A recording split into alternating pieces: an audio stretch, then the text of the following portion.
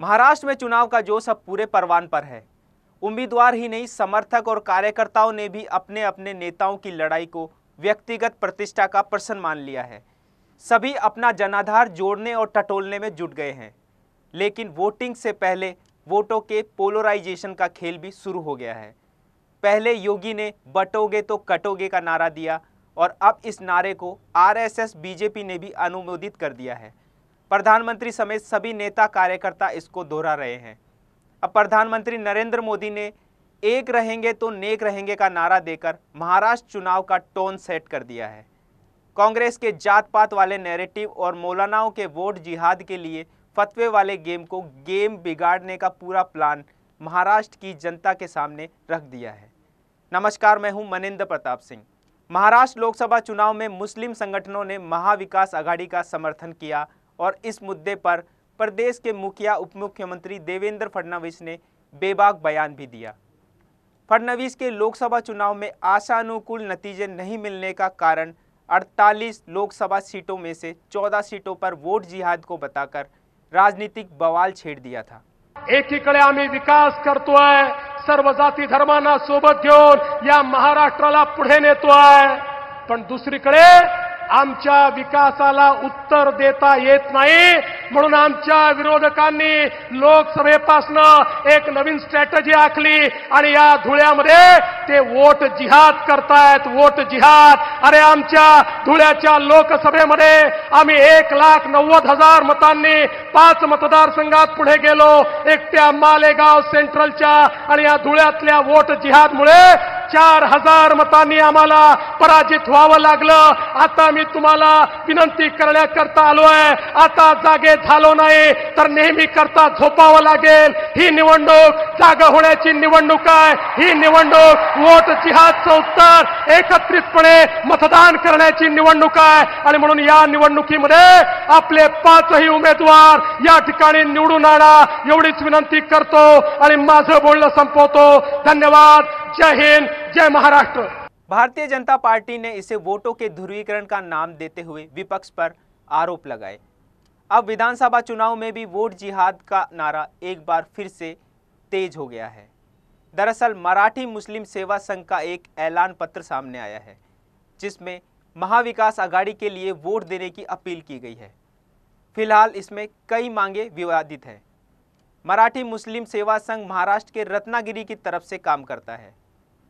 महाराष्ट्र में विधानसभा चुनाव से पहले मुस्लिम संगठनों की ओर से महाविकास आघाड़ी के समर्थन में चल रहे चुनाव प्रचार और उनकी मांगों को लेकर भारतीय जनता पार्टी कई सवाल खड़े कर रही है। बीजेपी का आरोप है कि इस पूरे मामले में वोटों का ध्रुवीकरण किया जा रहा है। अल्पसंख्यक समुदाय को अपनी तरफ खींचने के लिए कई प्रकार के वादे भी किए जा रहे हैं। इस मामले में अब भाजपा विपक्ष पर हमलावर है।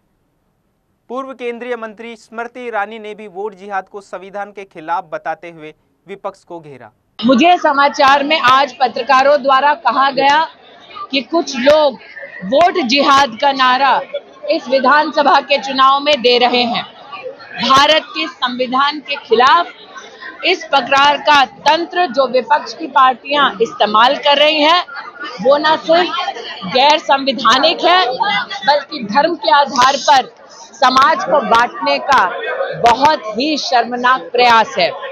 मेरी जनता से अपील है, विकास के मुद्दों पर भारतीय जनता पार्टी को अपना वोट और समर्थन दें। वहीं बीजेपी नेता किरीट सोमैया ने चुनाव आयोग को पत्र लिखकर इस संस्था और इस प्रकार की कई संस्थाओं के खिलाफ एक्शन लेने की मांग की है। सोमैया ने मुंबई के मुलुंड स्थित नवगर थाने में इस मामले को लेकर अपनी शिकायत भी दर्ज करवाई है।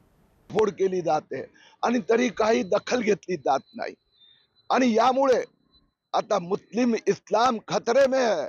बचाने के लिए आप महाविकास आघाड़ी कांग्रेस को मतदान करो, हे पुरावे सह आम्ही पोलीस स्टेशनला आणि निवडणूक आयोगाला दिलेले आहेत। निवडणूक आयोगाने आमच्या तक्रारीची दखल घेतली आहे आणि मुंबई शहर कलेक्टर जिल्हाधिकारी यांना तपास करण्याचे आदेश दिले आहेत।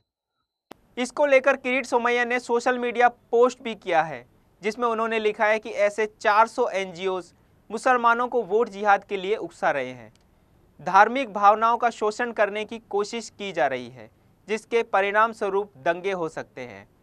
एक रिपोर्ट के मुताबिक महाराष्ट्र में मुस्लिम आबादी करीब 1.3 करोड़ है, जो कि प्रदेश की कुल 11.24 करोड़ की आबादी का 11.56% हिस्सा है। राज्य की 288 विधानसभा सीटों में 88 विधानसभा सीटें ऐसी हैं जहां मुस्लिम मतदाता 20% है।